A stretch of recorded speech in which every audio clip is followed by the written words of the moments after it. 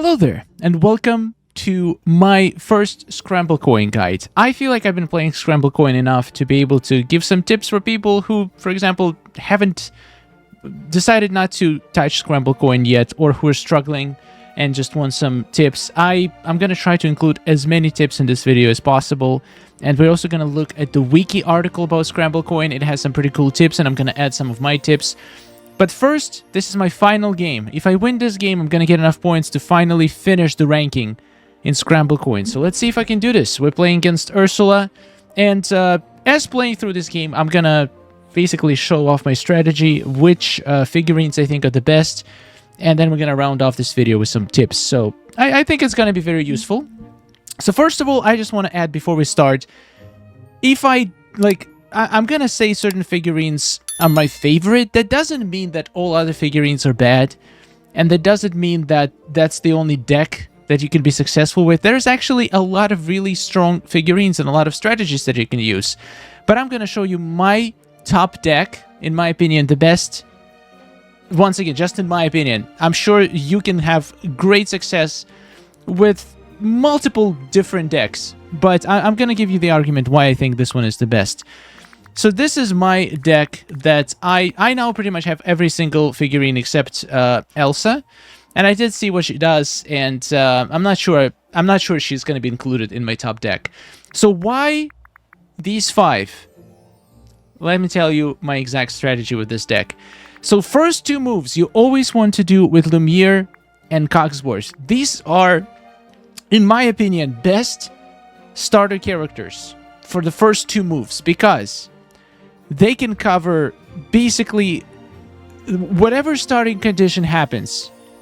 99% of the time, for your first two moves, you will get at least 2 coins per move, which is really good, which is very reasonable, and it's very consistent. Certain other characters that I think are decent starters, also very good starters, are Scrooge McDuck.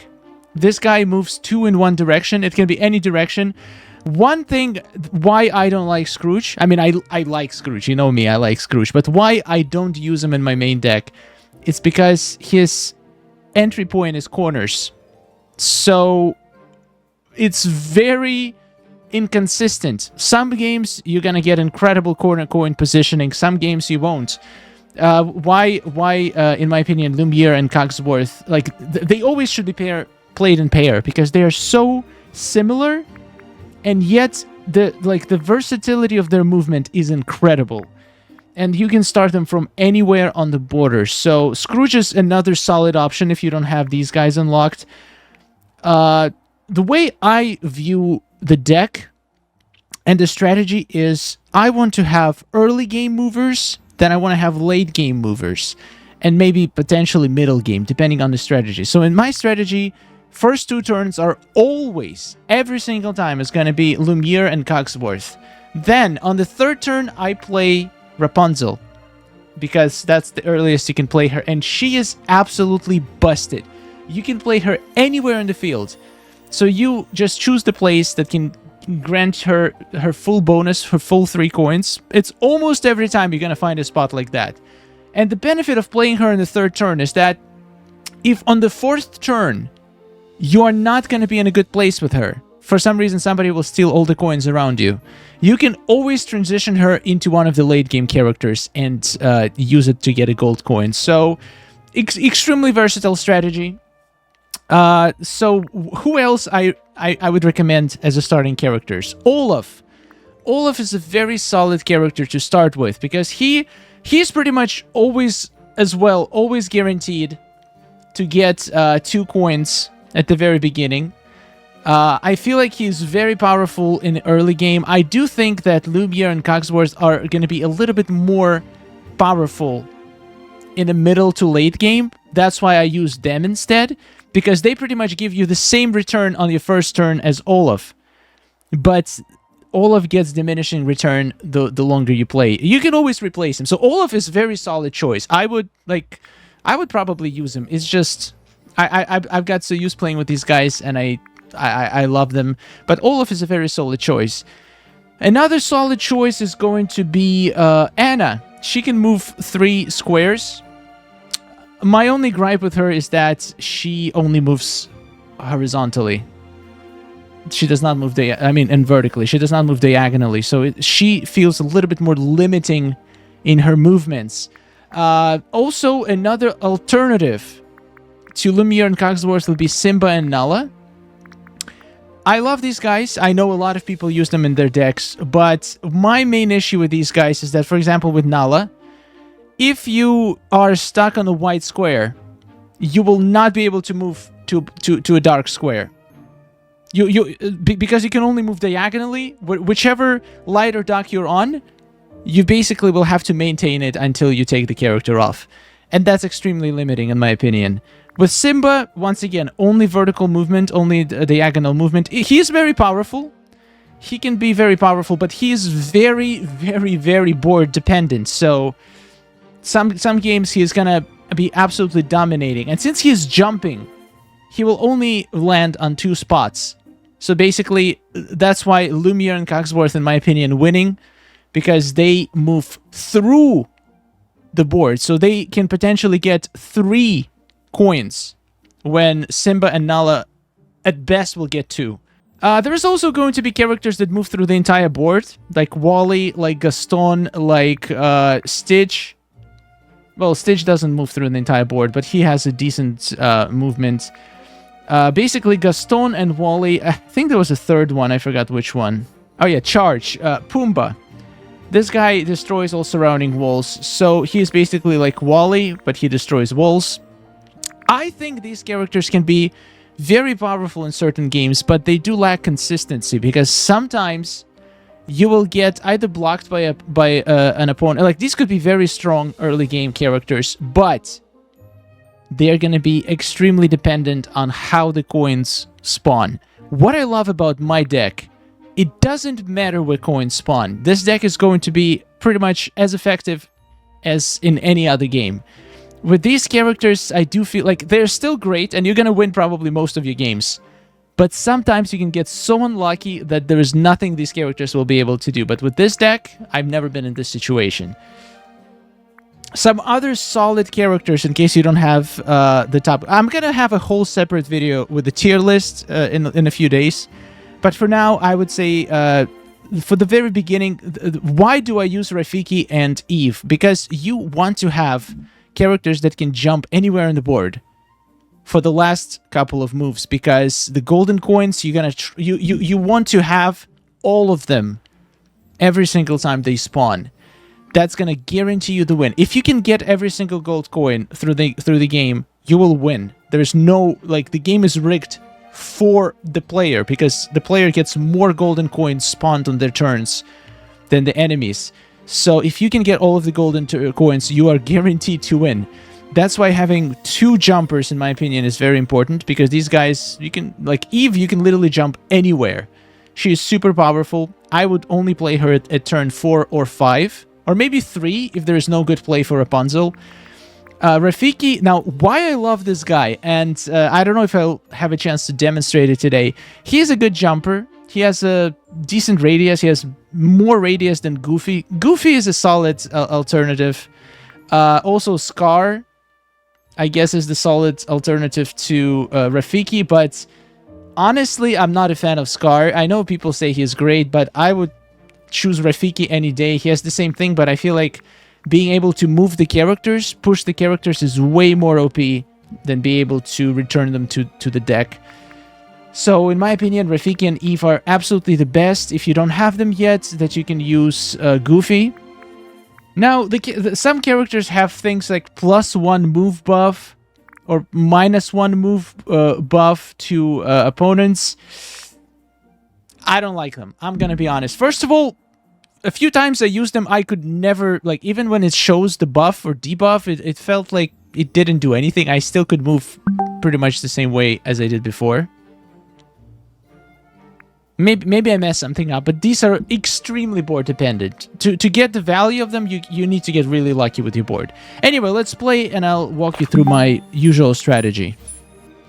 Okay, so the best thing about Lumiere or Cogsworth is that which one you want to play first. If you have a straight line of 2 coins or more, or if you have a diagonal line of 2 coins or more, anywhere on your board, almost anywhere, if you can reach it from the border, obviously. So I have this diagonal line of 2, and I have this straight line of 2. So I could play either one of them and get my 2 coins from the start. Also, I wanna play it in the position where my character will be able to get some more coins the next turn. So in this case, I feel like being in this position is going to be very beneficial. It's going to guarantee that my Lumiere is going to be able to get some coins next turn. So I'm going to play him here, and I'm going to move it like this. So I get my 2 coins, and now let's see what my opponent does. Look how many coins is around me. That's pretty nice. So now I can go and play, for example, Lumiere, and collect some coins from the Cinderella. I'm just going to steal them. Why not? I get 2 coins. I think it's a win. And we're gonna play this guy and get myself 3 coins. That's incredible. Like, that's... When you get a start like this, you know you're gonna win. See, this lady could only get 1 coin because I stole most of the coin around her. Now, at this place, I'm seeing... do I want to play Rapunzel? And yes, I do. I can easily get these 3 coins, so I'm gonna play her here. And I'm gonna do bam. She gets 3 coins. And now Lumiere gets incredible move. I have another incredible move with my... Like, this is the game of my dreams. This is honestly one of the best games. The luckiest coins positions I've ever had. It's incredible. Okay, good job, guys. You did great. You're not even close to me, though. So here I look at the gold coins. I want to get every single gold coin. And I can actually do this with my current positioning. However... if I cannot get enough value from my Rapunzel, I'm gonna replace her. Like, if I don't need her vacuum ability, I will replace her. So I can play her later anywhere I want. Like, replace any of my characters with her. So what I'm gonna do, I'm gonna play... I have a choice, Eve or Rafiki. I'm gonna go with Eve because I am planning to use Rapunzel next turn. And Eve will basically be able to reach anywhere on the board. So we're just gonna do this. And I'll be able to get this coin. To be honest, I should have replaced... I just realized I should have replaced Lumiere because he has nothing he can get in this turn. Actually, he can. No, actually, he can't. Alright, we're going to take this coin. And Lumiere, I'm just going to play him closer to some of the coins so I can at least have a guaranteed coin next turn.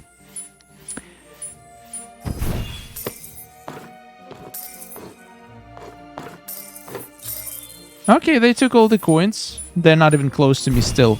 So now I have 1, 2, 3 gold coins. Let's see what's the best way for me to get them. Lumiere actually can get 2 coins on his own. So I'm going to leave him alone. Now this Eve... This guy can get 1 coin. So... Unfortunately, in this situation, I'm just going to replace it back with Rapunzel. Eve and just get these 3 coins. And now I get this coin, and I get this coin, and this coin, and we pretty much win this game with 29 coins. Oh, 30 coins. Everything, 30 coins is almost a guaranteed win, because it's really hard to get more than 30 coins for AI especially. Dominated this game. 6 points, and now I unlock Elsa, my final character that is missing. And let's go. Let me actually see what she does. Maybe I'll find a place for her in my deck. Let's play Elsa. She's level 2, so she should be reasonably challenging. So let's see. Elsa leaves the ice patches on the tiles she passes through. So the way ice patches work, if somebody has a move that ends on the ice patch, they're going to move 1 extra square in that direction. I think. I'm not sure if you're just passing through it, it's going to affect in any way. Maybe it's going to add you 1 more move through it. I don't know, but I know for sure that happened to me. When you stop on that area, it will push you through. Once again, it's incredibly unreliable, so I probably will not be using her. 4, she can move 4 in 1 direction. I love characters that allow me to have multiple moves. I'm not a huge fan of a character who has just 1 move that is long. I like characters that have multiple moves that are short. I feel like you have way more control with those characters. So I don't think she's going to be going into my top deck, though she does sound interesting. So let's do another game, and I'll walk you through my thinking process once again. All right. So once again, let's find a good starting play. There is a diagonal one, but if I play it, I'll have to play it from this square. So I'm gonna go like this. It's gonna leave me not in a very good position. So instead, I'm gonna start with Lumiere. I'm gonna play him right this, and we're gonna get to this square. So I do have another move for the next turn to get some coins at least. We're gonna actually go for Lumiere in the corner here, but once again, see, he ends the move here. There's literally almost nothing. I mean, there's this coin. I think I'll risk it, because if there is anything that spawns in this area, I'll be in a prime position to get it. And now I can get potentially... What should I do? I think I'll go for this coin. Just one coin. Not the best, but not too bad. Okay, now see how lucky this was for Lumiere. Now he is in the middle of the board. He can get these 3 coins easily. Rapunzel can get... So he's getting these 3 coins. This guy's getting these 2 coins. So Rapunzel can only get 2 coins. That's the best case scenario. Actually, no, I can get 3 coins. I mean, I can play her here, and then just take this coin, and she'll suck up the additional 2. Now I'll do this move and this move. That's lots of coins. That's very solid beginning game. And after this move, the game becomes basically get all the gold coins you can. So in this case, let's see which ones I can reach. I can reach this coin with my Lumiere. Rapunzel can get 2 coins. So I guess we're gonna go for this guy, replace him with Eve, and just snipe this coin.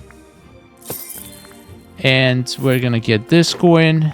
And Rapunzel, I guess I'll get these 2 coins. Pretty solid play. We got decent amount of coins. Not like unbelievable, but I don't see how... Like, I honestly don't... Once you reach level 30, and if you have a good deck, you just can't lose in this game. If you have all the bases covered, oh my god, I'm gonna be swimming in coin. So yeah, I can reach pretty much anything. But now look at very, very nice trick. I could keep Eve here, and I probably should.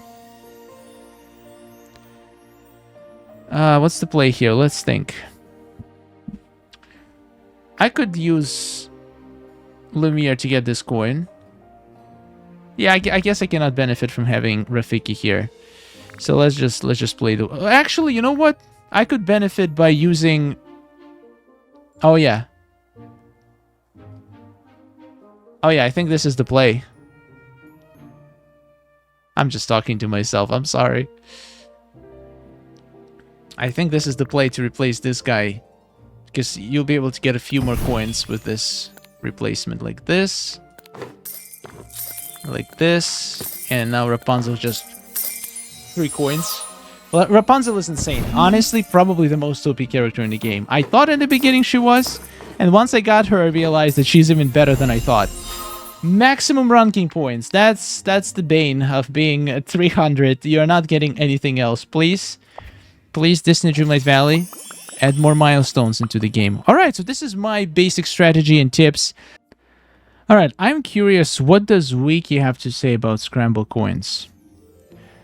Okay, gameplay, that's pretty obvious. Let's see, place piece movements. Okay, pieces, we have all the pieces. Oh yeah, this is going to be a good way to do a tier list. Just get all of these pieces from here. Opponents, so basically, villagers have fixed pieces they use in their lineup, though the order shown in game will be random.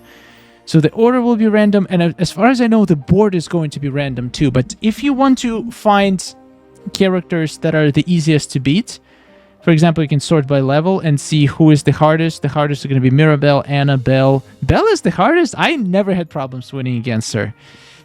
Interesting. Scar. Wow, there's a lot of level 3s, a lot of level 2s. Yeah, level 1s are the ones you want to start focusing. Wally, you poor baby.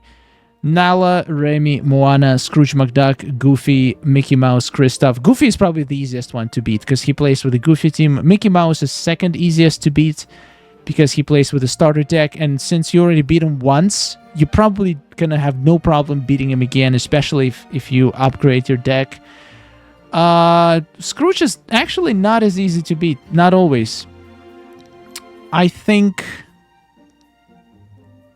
Yeah, Wally seems to be like he could be pretty easy to beat. He does have Eve, though, so that's going to be very OP. Yeah, the rest are pretty OP, actually. So I would focus on Mickey and Goofy. If you absolutely cannot beat anybody else, maybe focus on a couple level 1 characters as well. Let's see what tips this game has to offer. Strategy. Okay, we already did a strategy. Simple to use pieces. Gaston, Cogsworth, Lumiere, Anna, Kristoff. Yeah. Yeah. Tips. You can play Scramblecoin again every villager every day, plus bonus games. In order to maximize ranking points per day... What do you mean bonus games? There are bonus games? Once you get a good lineup from the ranking track to be able to win consistently, there's actually no incentive to complete the ranking track early. Yeah, but... What, are you going to lose on purpose to make it last longer? For the missed duty win a Scramblecoin game, beginner players with a limited number of figurines at their disposal will find it easiest to defeat Goofy. Absolutely. Where you can simply aim to collect as much coins as possible and not worry about blocking your opponent's pieces, coin layout, or combo plays. The game board obstacles are randomly placed and big factor in the effectiveness of pieces. Yep. You can quit Scramblecoin during piece selection phase without forfeiting and talk to the villager again to play, and a new board will be randomized. Perhaps the one that benefits your lineup more. I do not recommend doing this because I feel like it's important to learn adapting depending on the board. Like, even if the board doesn't fit your lineup perfectly, I feel like it's still going to be a fun game. It's going to be a greater learning experience playing a game that is already stacked against you. So, like, if you're, like, once again, if you want to rank up as soon as possible, sure.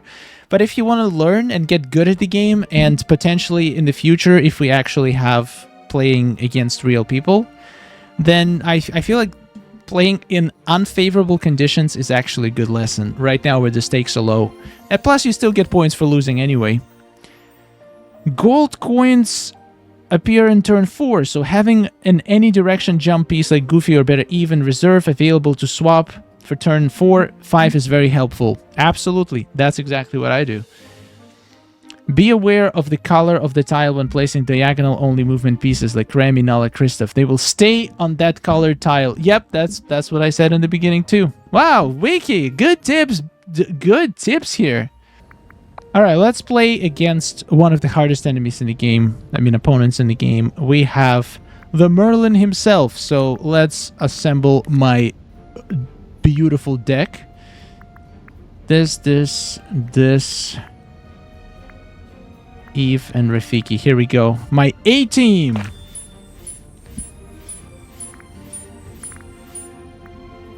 Alright, so once again, let me walk you through my thought processes playing. So we're gonna always start with Cogsworth or Lumiere.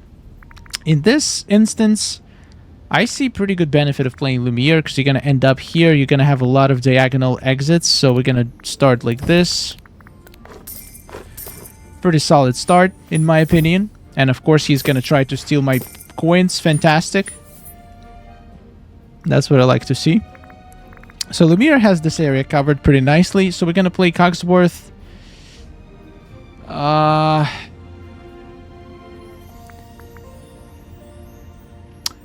Okay, this is actually interesting. Okay, I'll still play Cogsworth here because there's nothing else, not much I can do here. And I guess I'm gonna go with Lumiere and steal this coin from this guy. I mean, I know he can jump, but at least he won't be able to get both of them. Actually, I want to stay on this side. I'm gonna go here and here. Oh, I can actually get 2 coins. I'm dumb. I'm blind, I guess. It's fine. Oh, solid moves there, Merlin. I see you. I see you. All right. So I can get these 2 coins with these 2 guys. Nah, I kind of wish I had Scrooge now. I might actually consider replacing one of them with Scrooge. Probably Lumiere. I feel like Cogsworth have just a little bit more, I don't know, easier to maneuver. Yeah, we're definitely going for this girl. We're gonna play her right here and just gobble up these 3 coins. Thank you very much. And here I don't have much choice. But at least I'm ready to replace one of them with my teleporter for the next turn. Definitely gonna be required. Oh, that Stitch is gonna gobble up all those coins. Oh, God. Okay, okay, Merlin, I see you. Oh, God. Okay, I'm not getting lucky so far at all with my moves. Okay, I like the Rapunzel situation. I will, however... Let me see if I can make a sick play here. Yeah, I cannot make any sick plays, so I'm gonna replace... There's no benefit of having this guy here, so I'm gonna go for Eve. And I'm just gonna get this coin, and this guy can get 2 coins, and Rapunzel can get all the gold coins. Okay, I think it's a definitely tough game. I like the challenge of level 3 characters. Alright, so we can basically get Oh, this one is gonna gobble up. Now, this is the risk here. See, the risk here is that Rapunzel will get 3 random coins in the radius. There is 4 coins, so there's a chance she will not get a gold coin. But I think I'm willing to take that risk. I am willing to take that risk. Because she'll still get 3 coins, and nobody can steal this one. So, Lumiere just gonna do this. Eve. You know what? I'm actually gonna wait and see what happens. I could guarantee getting this coin by just taking this one, but then I have a potential... Nah, I'm gonna risk it. Okay, good. We got the gold one, and Eve can just get this one. Alright, I don't think Merlin has a chance. We have 31 coins. Good luck, buddy.